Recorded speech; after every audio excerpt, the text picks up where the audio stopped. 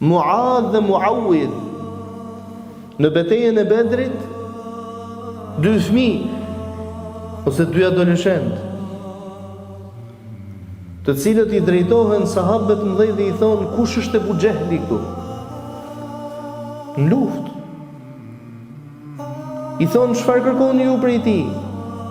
Ta kemi dëgjuar se ai Ebu Xehli e ka dhunuar pejgamberin alayhi salatu wasalam, e ka sharë dhe ka ofenduar kur ka qenë në Mekë. Ndaj kemi ardhur për të marrë hak. Ti po flet për dashurinë apo për katësinë tënde, domethënë tek Resulullahi alayhi salatu wasalam. Për çfarë dashurie po flet? Për dashurinë e individit si individ? Apo për dashurinë e misionit, se ata e donin për dashurinë e misionit që ai përcolli?